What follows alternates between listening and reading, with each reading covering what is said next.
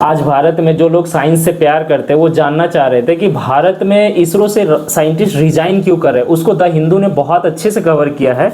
Recent reports आई है कि 120 scientist ने रिजाइन किया है। तो रेजिग्नेशन पहले भी होता था, बट ये जो स्केल है वो बहुत बढ़ गया है रिसेंट ईयर में। तो ये हाल सिर्फ इसरो का है क्या? बिल्कुल नहीं, ये हाल CSIR का भी है। तो इसके रीजंस बहुत सारे लोग देते हैं कि सैलरी।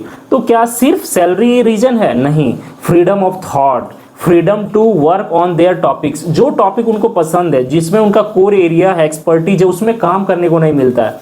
बहुत सारे साइंटिस्ट ने बिना अपना नाम उजागर किए बताया है कि ब्यूरोक्रेटिक पावर बहुत इंक्रीज हो गई है इसरो जैसे संस्थान में, CSIR जैसे संस्थान में। किसी भी अथॉरिटी को क्वेश्चन नहीं कर सकते कि ये ऐसे क्यों हो रहा है, ये वैसे क्यों हो रहा है, किसी को क्वेश्चन नहीं कर सकते।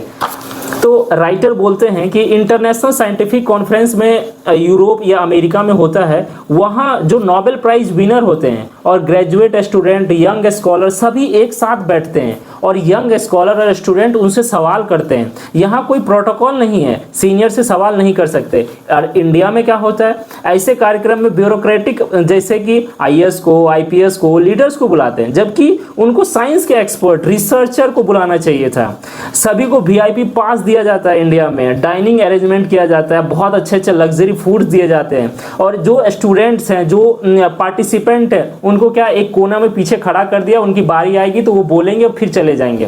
तो स्पीकिंग अप, अब बहुत सारे साइंटिस्ट ने बोलना शुरू कर दिया। साइंटिस्ट रेयरली बोलते हैं अनहेल्दी वर्क प्लेस को लेकर। जैसे कि आज जो साइंटिस्ट रिव्यू कर रहा है, कल वो सिलेक्शन कमेटी का मेंबर भी बन सकता है। इससे फ्री माइंड से कोई क्वेश्चन नहीं कर सकता, क्योंकि जानता है आज हम सवाल करेंगे, कल हमको उस पोस्ट से हटा दिया जाएगा। तो डिस्टर्बिंग इंफॉर्मेशन भी आई है, जैसे कि एलिगेशन ऑफ हरासमेंट आया है, एडमिनिस्ट्रेटिव एक्शन आया है, attempt to publicly discredit accomplished scientist. आप मतलब इतने अच्छे साइंटिस्ट को डिस्क्रेडिट करेंगे तो कौन इस संस्थान में रहना चाहेगा। किसी पर भी एलिगेशन लगा है या एक्शन लेना है तो उस पर ड्यू प्रोसेस ऑफ लॉ से होना चाहिए, लॉ डिसाइड करेगा। इन सब कारणों से many talented researcher are now moving to private research, emerging deep tech companies, universities abroad. जो अब्रॉड में बहुत अच्छे अच्छे यूनिवर्सिटीज हैं जो डीप टेक में काम कर रहे हैं, उसमें जाना वो पसंद करते हैं। Scientific autonomy has more room than administrative structure. यहाँ क्या है कि बहुत सारे पड़ाव से गुजरना पड़ता है। एक IAS के पास फाइल गया, फिर दूसरा IAS के पास फाइल गया, फिर लीडर्स के पास फाइल गया। यहाँ ऐसा नहीं है, साइंटिफिक ऑटोनॉमी यहाँ पे ज़्यादा है। तो क्या कैपेबिलिटीज इंडिया में साइंटिस्ट के पास कम है क्या? बिल्कुल नहीं। तो अचीवमेंट स्पेस में हम लोग का है, वैक्सीन में हम लोग कोरोना में दिखाए थे कि हम लोग वैक्सीन में क्या कमाल कर सकते हैं, मैथमेटिक्स में है।